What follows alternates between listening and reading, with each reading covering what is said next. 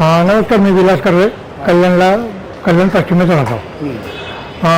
17 ऑक्टोबरला सकाळी 9:30 ते 9:45च्या सुमाराला आयर ऑटो प्राईम सर्व्हिस सेंटरमध्ये मोहना रोडवरती मी माझी गाडी सर्व्हिसिंगसाठी दिली होती. संध्याकाळी 7 वाजता मी डिलिव्हरी घेतली.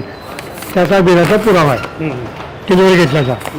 आणि त्याच दिवशी संध्याकाळी 4:57 मला कल्याण ट्रॅफिककडनं चलन आलं आहे. चलन आल्यानंतर चलनाची किंमत त्यांची 500 रुपये, प्रश्न 500 रुपयाचा नाही आहे. त्यांनी फोटो पाठवले, ते त्या लोकेशनचे मला मान्य आहे. पण त्या लोकेशनवरती त्यांनी जे अक्षरशः लॅटरन जे दिले ते त्यांनी पसरी पुलाचे दिले.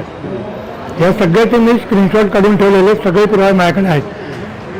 चलन आल्यानंतर ग्रीव्हन्सेसमध्ये मी माझी तक्रार त्यांना नोंदवली की तुम्ही म्हणता त्याप्रमाणे चलन मला मिळालं, पण माझी गाडी 17 ऑक्टोबरला सकाळी 9:30 नंतर आयर ऑटो प्राईममध्ये होती.